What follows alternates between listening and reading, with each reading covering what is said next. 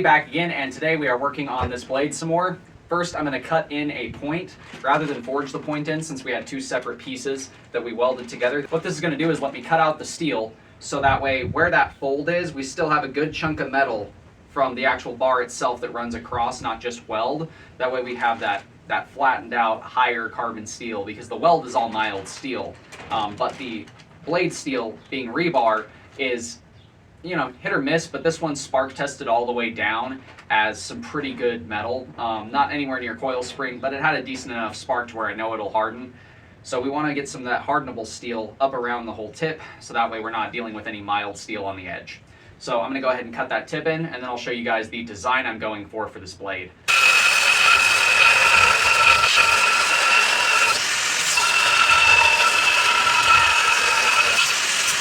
It's about time I replaced my grinder disc, so let's do that real quick.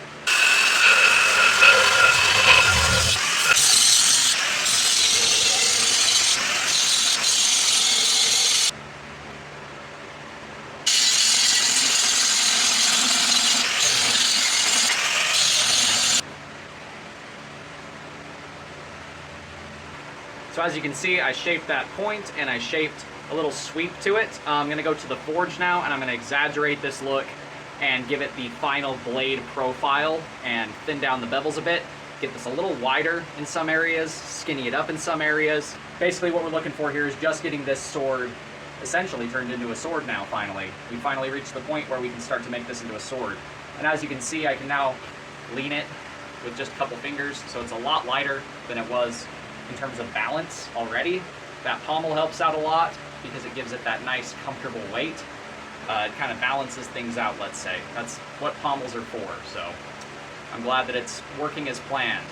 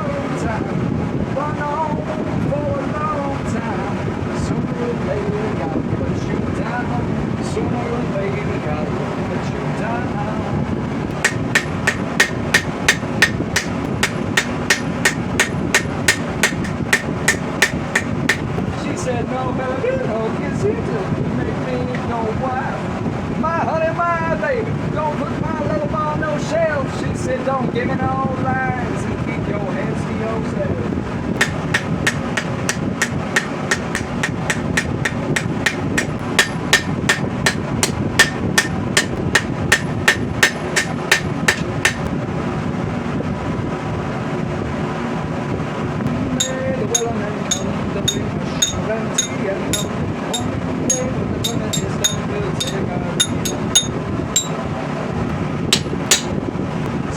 This fuller punch that I created, and I'm going to fuller the center line that we welded together.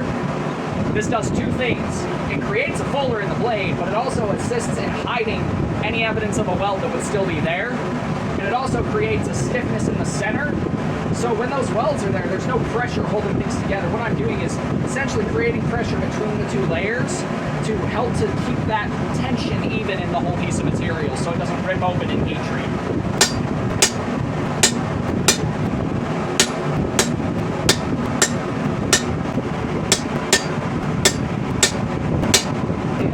Take your bed, you're going to regret, because I'm the best it's ever been. Johnny rising up, you're going to play up at a party. There's no reason, no judge, no devil in the heart. If you think you get that guy, you know where to go. But if you lose, soul, it's your soul.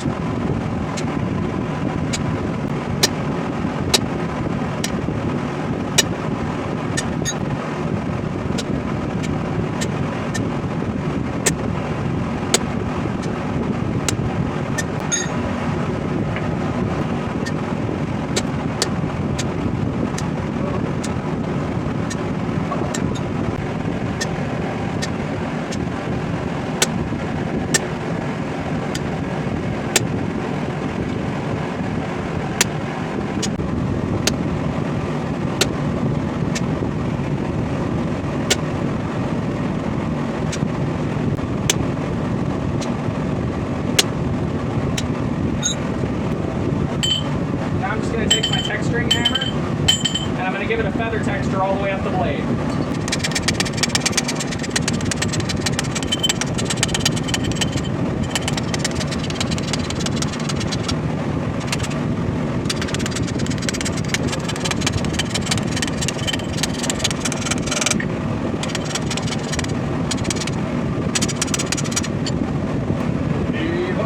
And away we'll go, away, Santiana.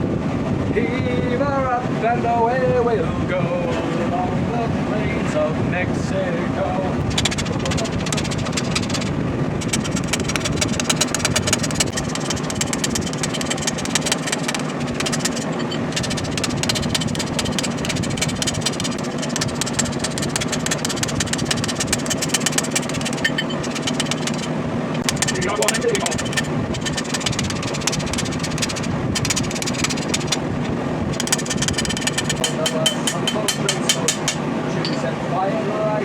The gods of war come calling the door with the hammer and his fight.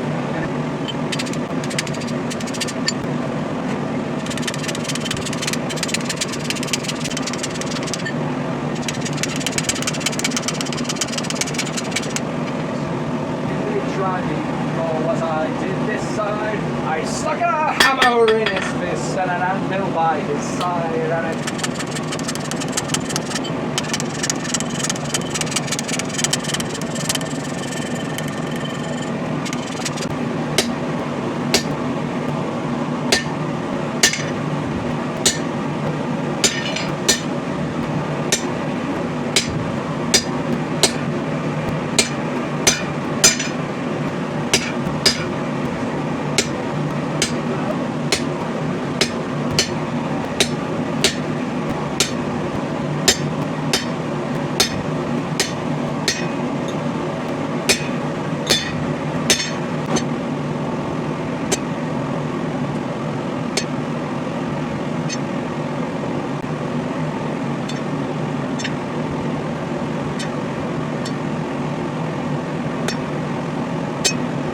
as you can see, we've got our leaf pattern on the blade.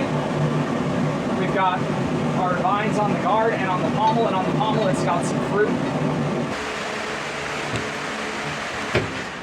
Turn off my fan. So here we are with our finished sword. It's been forged to shape. Everything's nice and straight. Everything's nice and to form. All I've got to do is sharpen up the edges, and I'm not actually going to polish this blade. I'm going to leave this to where you can see all those beautiful, beautiful feathering patterns of that fuller and to just about here. You can see here we've got a medial ridged spear point that goes to about here, and then it transitions into the fuller that we forged. So it lightens that blade up but leaves enough heft out there to where it really is going to be a smooth cutter. This thing's got enough mass to chop, but it's light enough now to be a nice smooth one-handed sword. I'm probably going to inlay a crystal or something in this hole just for looks. And then we've got those beautiful vines and our flower clusters, I guess, grape clusters, whatever you want to call them, our fruit tree at the base on that pommel. So it looks like it's a whole plant or a whole garden scheme of things on this blade. So this is a sword that, you know, grew out of the earth and we just plucked it out. But yeah, it's going to be that nice gladius shape with the leaf blade where it swells here, shrinks down, then swells again to the point. We're going to have a nice thick point on this, so it'll be really good at thrusting through things. So this should be a pretty wild blade. I'm not going to sit here and grind all day. The sunlight's almost out and I didn't have quite as much time, and as you can see I'm quite sweaty. It's the summertime for me right now when I'm filming this. So it's 110 right now in Utah and I'm still out here forging.